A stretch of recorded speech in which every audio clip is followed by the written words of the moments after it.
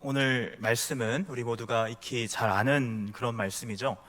흔히 달란트 비유로 불리는 말씀인데, 이 비유는 탕자의 비유, 그리고 선한 사마리아의 비유, 이런 유명한 말씀만큼이나 우리에게 참 익숙한 그런 말씀입니다.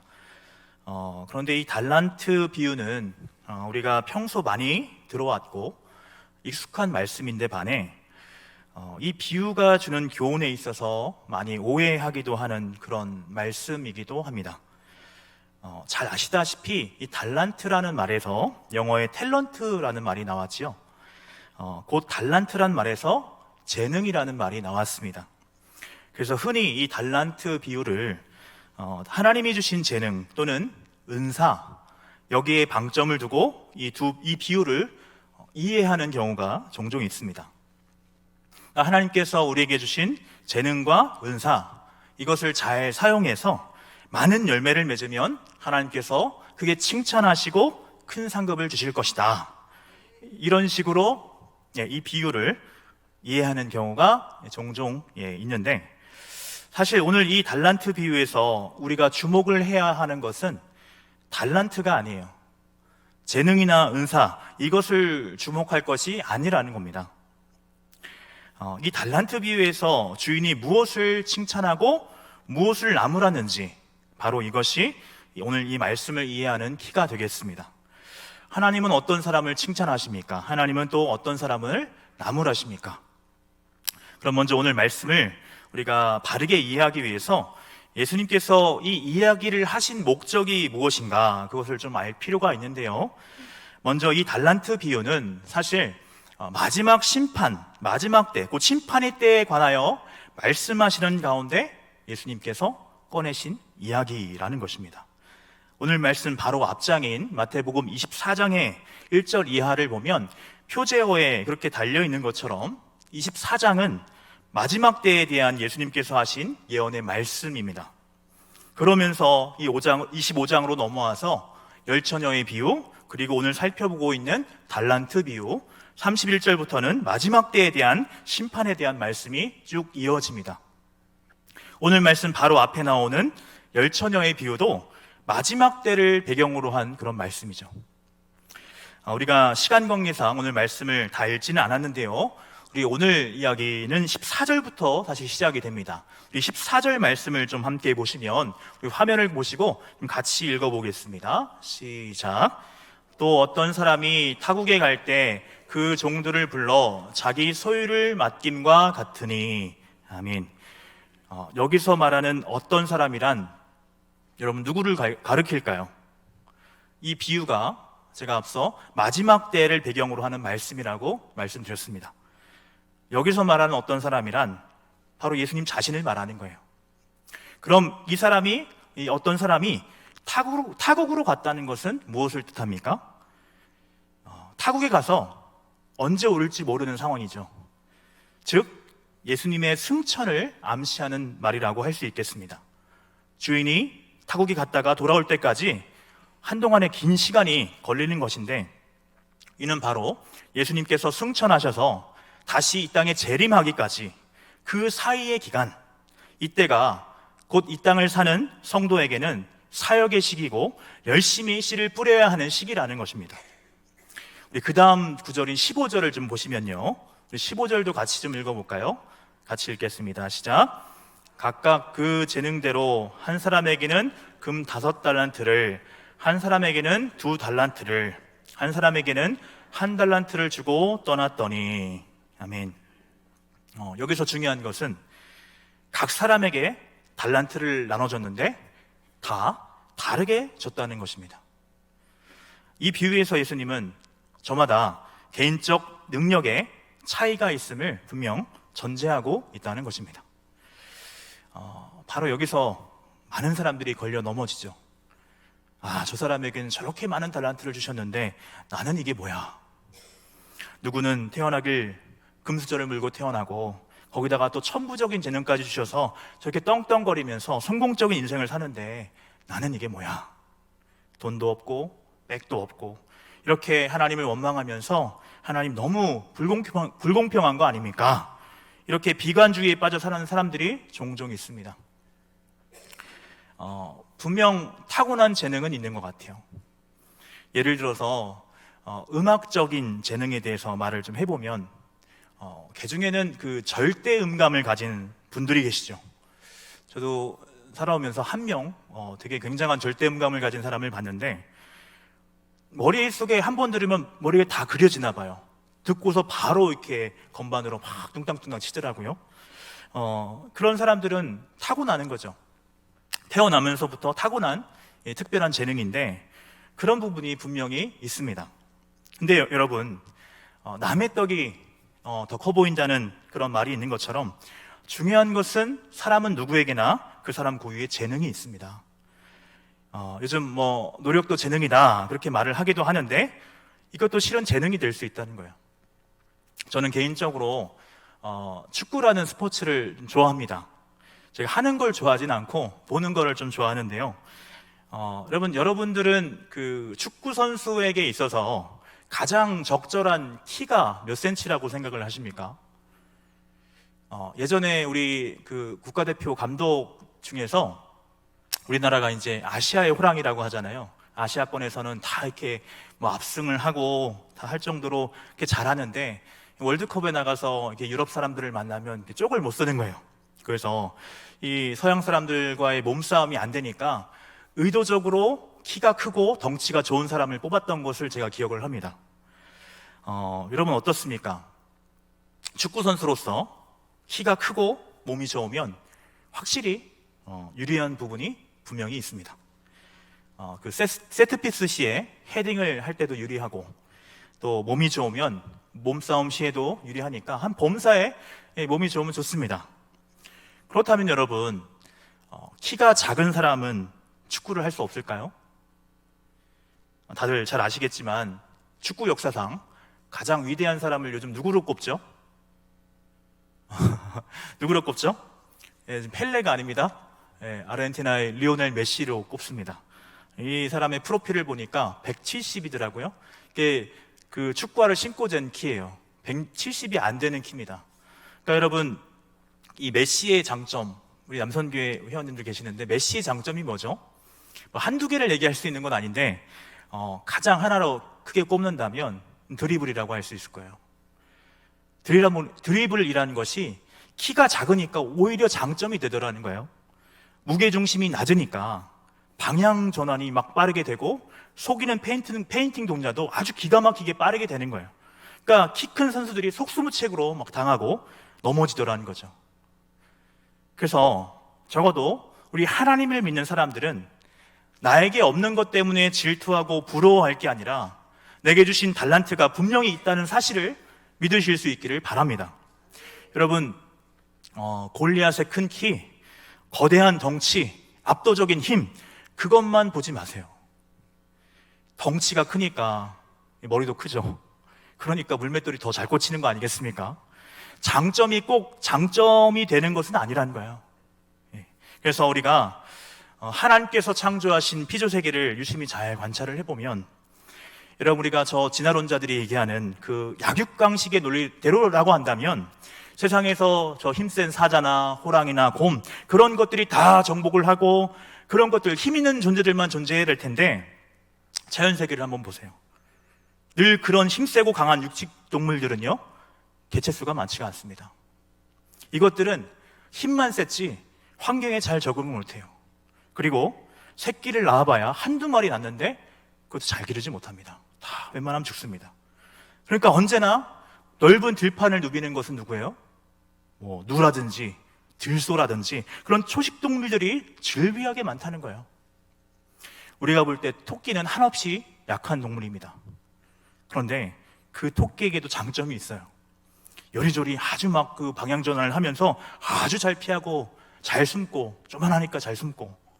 하여간 제가 드리고 싶은 이야기는, 이 피조 세계를 보더라도 하나님께서 저마다 살 길을 만들어 놓으셨다는 거예요. 각 개체마다 고유한 특성과 능력이 있고 그걸 가지고 살 수 있도록 살 길을 하나님께서 만들어 놓으셨다는 겁니다. 이렇게 말씀을 드려도 내가 가지지 못한 그것 때문에 하나님께 불만인 그런 분이 계실지 모르겠습니다. 그래서 여러분, 여기서 한 가지 더 생각을 좀 해볼 것은, 내가 달란트가 이 재능이 많다는 것이 꼭 좋은 일일까? 내가 많은 것을 갖고 누린다고 해서, 하나님께서 내게 많은 재능을 주셨다고 해서 그것이 꼭 축복이라고만은 볼 수가 없다는 거예요. 왜냐하면 많이 맡긴 자에게는 많은 것을 찾으실 것이고, 적게 맡긴 자에게는 적게 찾을 거라는 거예요. 여러분, 산술적으로 보면 100만 원은 분명 1000원보다 큽니다. 그런데 예수님의 평가는 어떻습니까? 100만 원을 헌금함에 넣은 사람보다 1000원을 넣은 이 가난한 가부가 모든 사람들보다 더 많이 하나님께 드렸다고 얘기하시는 거예요. 예수님의 논리는 이 여인이 없는 중에 있는 것 전부를 드렸기 때문이라고 말씀을 하십니다. 성도 여러분, 우리 하나님은 참으로 공평하신 분입니다. 결코 여러분, 마지막 심판의 때 단지 그 결과만을 가지고 우리를 심판하지 않으실 거라는 거예요. 선천적으로 태어나길 장애를 갖고 태어나서 평생을 몸의 장애 때문에 하나님 앞에 이렇다 할 제대로 된 봉사도 못 해봤을 사람도 있을 거예요. 또 병든 남편을 수발하느라 교회에서 이렇다 할 봉사 한번 못 해보고 그저 간신히 예배 출석하는 분들도 계실 수 있습니다. 여러분, 하나님은 다 아십니다. 결코 똑같은 잣대를 들이대시면서 우리를 심판하지 않을 거예요. 그래서 전 개인적으로 참 두려운 것이 뭐냐면, 저 북한의 그 지하교회 성도들을 볼 때, 우리가 그들을 볼 때는 참 불쌍하다, 안 됐다 하는데, 마지막 심판 때 앞에 서게 되면 어떨까? 불쌍한 사람 우리가 아닐까 하는 생각을 합니다. 그 많은 시간과 재능과 물질을 줬는데 너는 한 게 뭐냐? 그러면 뭐 끝장인 거죠. 사실 그래서 하나님께서 많은 재능을 주셨다는 거, 많은 것을 누리게 하셨다는 거, 우리가 마지막 때에 심판이 있을 것이라는 사실을 분명히 믿는다면 사실은 참 두려운 거예요. 우리가 평소 심판 없는 복음을 들으니까, 여러분, 이게 사실은 성경적인 게 아닌데 잘못된 거거든요. 여러분, 신불신 간의 모든 사람은 그 행위에 따라 마지막 때에 심판을 받습니다. 그런데 맨날 심판 없는 복음을 듣다 보니까 우리의 신앙이 조금 이상해지는 거예요. 그래서 여러분, 제가 우리 삼교구 목자님들과 이렇게 말씀을 나눌 때 요즘 자족에 대한 이야기를 종종 합니다. 사랑하는 성도 여러분, 우리의 걸음을 인도하신 하나님께서 우리를 언제나 최선의 길로 인도하고 계시다는 사실을 믿으실 수 있기를 바랍니다. 다시 오늘 본문으로 돌아와서 5달란트와 2달란트를 받은 종들의 주목을 좀 해봤으면 좋겠습니다. 우리 16절인데요. 우리 16절을 좀 같이 읽어볼까요? 같이 읽어보겠습니다. 5달란트 받은 자는 바로 가서 그곳으로 장사하여 또 5달란트를 남기고. 아멘. 여기서 주목할 단어는 바로 가서라는 거예요. 주인의 말에 지체하지 않고 즉시 주인의 뜻을 행하였다 하는 것입니다. 2달란트 받은 자도 그와 동일하게 행하였다 성경은 말합니다. 여러분, 이게 종의 자세, 일꾼의 자세인 것입니다. 제가 성경을 가만히 보니까 뭐든지 말보다 행동이 앞서고 말했을 때 즉각적으로 순종하는 분들은 되게 위대한 하나님의 사람이 됐습니다. 베드로도 그렇고, 세관에 앉아있던 세리마태, 예수님의 제자들은 다 그렇죠. 여러분, 사도 바울도 보십시오. 한번 다메섹 도상에서 예수님을 딱 만나니까 뒤도 안 돌아보고 예수님을 위해서 살지 않습니까? 그래서 바로 지금의 신앙, 즉각적인 신앙, 이게 충성된 자의 특징이라는 거예요.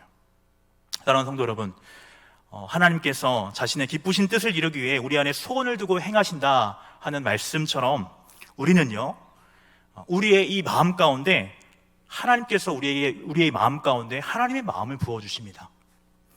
그 마음이란 게, 하나님께서 부어주시는 마음이란 게 어떤 것이냐 하면, 우리가 이 교회에 출입할 때 나로 하여금 하나님께서 보게 하시는 교회의 필요들이 있어요. 교회에 오고 갈 때마다 계속 눈에 밟히는 게 있죠. 그런 거 여러분 없습니까? 이건 좀 이렇게 했으면 좋겠는데 하는 마음이 우리 안에 들어오지 않습니까? 이게 여러분 사실은 하나님께서 주신 마음이에요. 대개 이런 마음은 하나님께서 내게 주신 달란트와 이 재능과 관련이 있습니다. 예를 들어서 우리 남선교 회원님들 중에서 인테리어나 건축 일을 하시는 성도님들이 계실 거예요. 그런 분들이 교회에 들어오면 교회에 여러분 뭐가 눈에 들어올까요? 다른 사람들에겐 전혀 눈에 띄지도 않는 저 천장에 금이 간 게 보여요. 또 조경을 하시는 분들은 그럼 뭐가 눈에 들어올까요? 교회 화단이 눈에 들어오겠죠. 또 찬양을 잘 하시는 분들은 찬양팀이나 찬양대가 눈에 가는 거예요. 여러분 안에 들어온 그 마음을 외면하지 마시기 바랍니다. 그 마음은요, 하나님께서 주신 마음이에요. 그런 마음이 들어왔을 때 적극적으로 또 지체 없이 순종하실 수 있는 여러분들 되시기를 축복합니다. 물론 교회의 질서를 어지럽히는 그런 행위는 안 되겠죠. 교회의 질서를 따라 그 일을 행해야겠지만 중요한 것은 하나님은 늘 자원하는 심령에 복을 주십니다. 하나님께서 주신 그 마음을 내가 외면하지 않고 순종할 때 그 안에 하나님께 주시는 놀라운 기쁨이 있다는 거예요. 다시 오늘 말씀 돌아와서 이 5달란트 받은 종과 2달란트 받은 종은 여러분 어떻게 됐습니까? 오늘 말씀을 잘 보면 2배의 수익을 얻게 되었어요. 그래서 나중에 오랜 시간이 지나서 주인이 돌아와서 이 결산을 하게 되는데, 결산하면서 이들에게 칭찬을 하게 됩니다.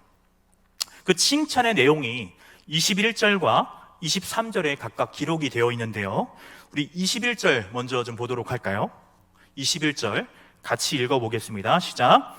그 주인이 이르되 잘하였도다 착하고 충성된 종아, 내가 적은 일에 충성하였음에 내가 많은 것을 내게 맡기리니 내 주인의 즐거움에 참여할지어다 하고, 다음에 23절도 같이 읽어보겠습니다.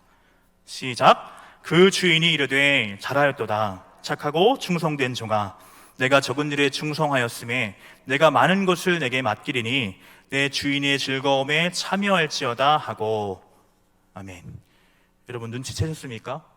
이 두 구절 사이에 놀라운 비밀이 있습니다. 눈치챘습니까? 한 글자도 토시가 틀리지 않습니다. 똑같은 내용으로 지금 칭찬하고 있는 것을 볼 수 있습니다. 제가 영어 성경도 찾아봤고 헬라어 원문도 찾아봤습니다. 토시 하나 틀리지 않습니다. 여러분 산술적으로 보면 한 사람은 10달란트를 남겼어요. 다른 한 사람은 4달란트를 남겼습니다. 그럼 누가 더 큰 칭찬을 받아야 됩니까? 10달란트 남긴 사람이 더 큰 칭찬을 받아야 되는 거 아니에요?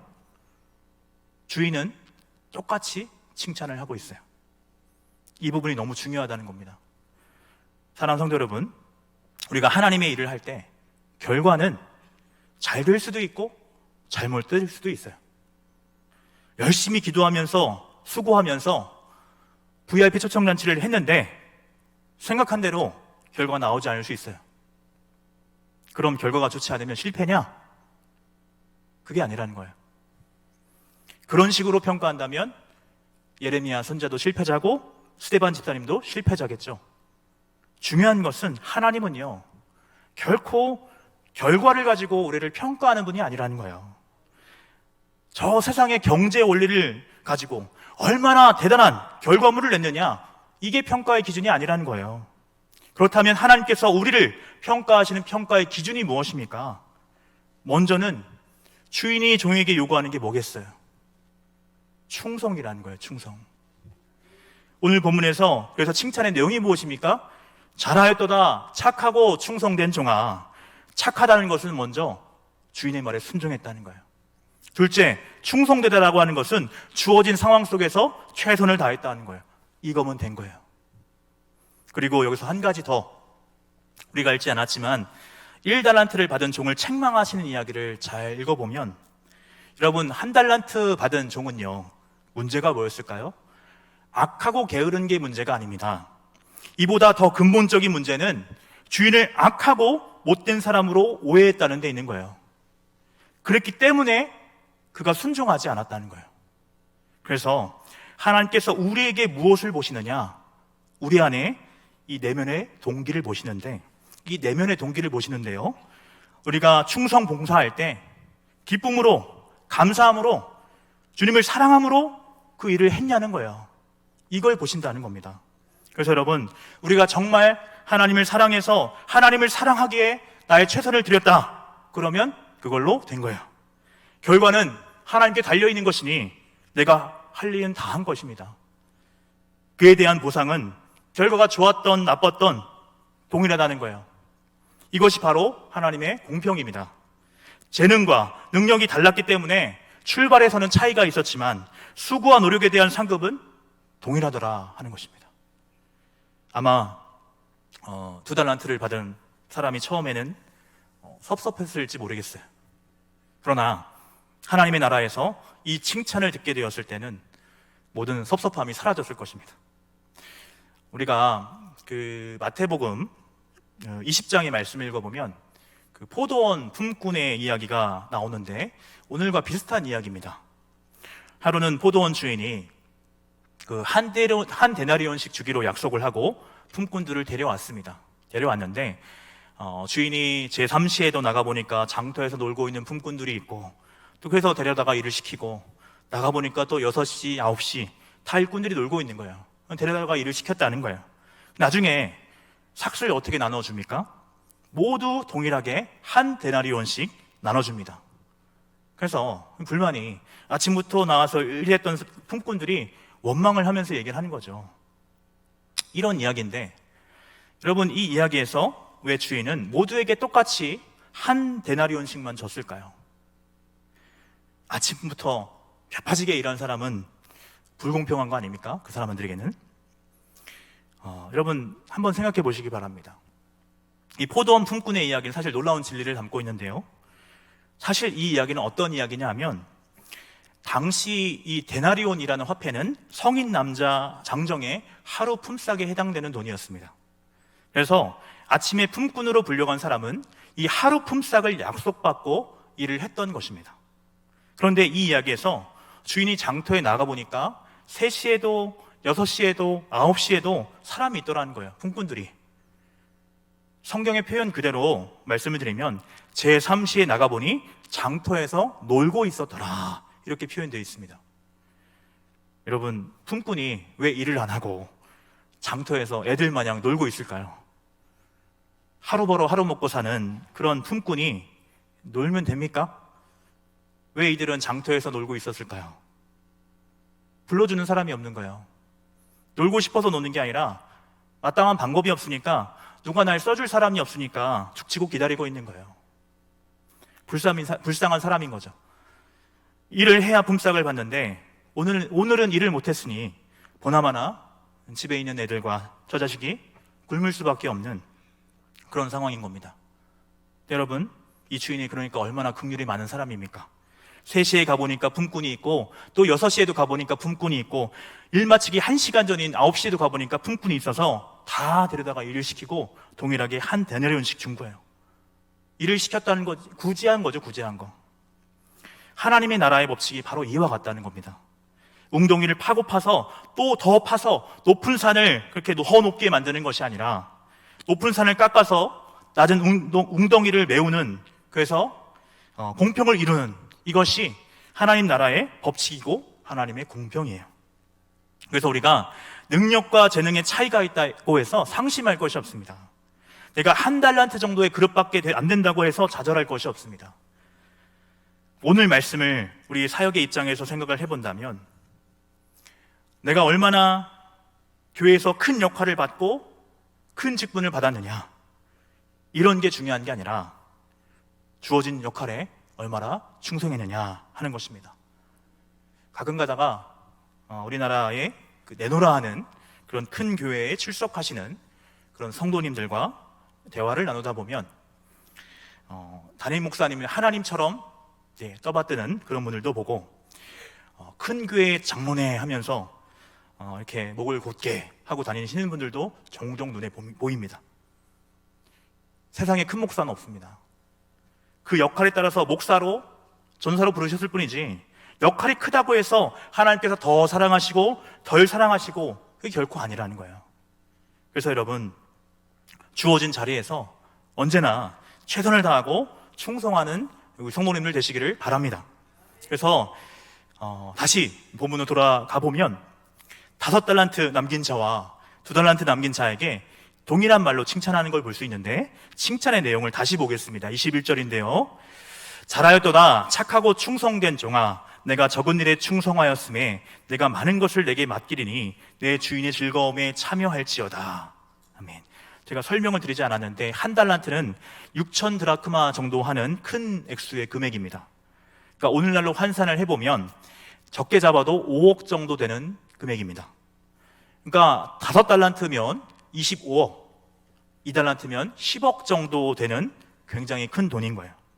그러니까 그 돈을 가지고 사업을 했다고 할 때 결코 작다고만은 할 수 없을 거예요. 하지만 그 이후에 맡게 될 일에 비한다면 너무나 작디 작은 일에 불과하다는 것입니다. 여러분, 이러한 대조는요, 이 사람이 장차 얻게 될 영광이 얼마나 큰 것인지를 우리에게 암시해 줍니다. 그러면서 이 주인은 자신의 즐거움에 종을 초대를 합니다. 이 즐거움은 하나님의 나라, 저 천국에서 갖게 될 천국잔치의 즐거움을 말씀하고 있는 거예요. 다음으로 살펴볼 이야기가 한 달란트 받은 종의 이야기인데, 이 이야기가 오늘 달란트 비유의 핵심이고, 그래서 한 달란트 받은 사람이 오늘 이야기의 사실은 실질적인 주인공인데 또 시간 관계상 생략을 하겠습니다. 끝으로 오늘 말씀을 정리하면서 다시 강조해서 말씀드리고 싶은 것은, 다시 말씀드리지만 결과가 중요한 게 아닙니다. 너는 얼마를 거두었느냐, 얼마를 남겼느냐, 하나님이 그걸 보시지 않는다는 거예요. 우리 한국교회 성도들과 목회자들에게 큰 사랑을 받았고 또 지대한 영향을 끼쳤던 목사님 가운데 사랑의 교회 옥하는 목사님이 계십니다. 제가 실제로 뵌 적은 없지만 신학생 시절에 그 목사님의 설교를 들으면서 큰 은혜를 받았는데, 그 목사님의 설교 가운데 잊혀지지 않는 몇 편의 설교가 있습니다. 그 기억은 정확히 나진 않는데요, 어떤 목회자 컨퍼런스에서 하셨던 설교인데, 그 요한계시록에 나오는 7교회를 그 비교 대조하시면서 하셨던 이야기예요. 성경 그 어디에도 하나님은 규모를 가지고, 교인 수라든지 교회의 크기를 가지고 평가하지 않는다는 거예요. 교회의 크기, 규모, 헌금의 액수, 그 어디에도 이걸 가지고 평가하는 데가 없다는 겁니다. 하나님께서 질책하시는 건 무엇입니까? 내가 첫사랑을 잃어버렸다. 이처럼 그 마음에 내적인 동기를 보신다는 거예요. 그래서 여러분, 우리가 정직과 진실함으로, 또 일체의 부지런함으로, 그리고 무엇보다 하나님을 사랑함으로 그렇게 충성봉사한 것이라고 한다면 하나님은 그것을 받으십니다. 중요한 것은 우리의 이 마음의 동기예요. 주인에게 큰 책망을 받은 한 달란트 받은 종의 이야기를 에서 알 수가 있듯이 5달란트, 2달란트 받은 종들이 그렇게 성실하게 충성할 수 있었던 배경에는 주인에 대한 깊은 신뢰와 존경, 더 나아가서 주인을 향한 사랑에 있었던 것입니다. 제가 대략 우리 경주교회 중앙교회에서 부임한 지 5개월 정도 되는 것 같은데요, 와서 보니까 확실히 우리 교회가 일이 좀 많긴 한 것 같습니다. 목회자들은 목회자들대로, 또 우리 성도님들은 성도님들대로 많이 바쁜 것 같아요. 저는 하나님의 섭리를 믿습니다. 할만 하니까 하나님께서 맡기셨고, 맡길만 하니까 우리에게 허락하신 줄 믿습니다. 바라기는 하나님께 쓰실 때 충성할 수 있는 저와 우리 성도님들 되시기를 바랍니다. 섬기고 싶어도 섬길 수 없는 때가 곧 옵니다. 늘 주님의 은혜에 기뻐하고 감사하면서 신나게 주님의 일을 감당하며 이 주님의 몸된 교회를 세워나가시는, 오늘 특별히 헌신을 다짐하시는 우리 삼남선교회 되시길 바라고, 우리 모든 성도님들, 그런 모든 성도님 되시기를 바랍니다. 기도하겠습니다.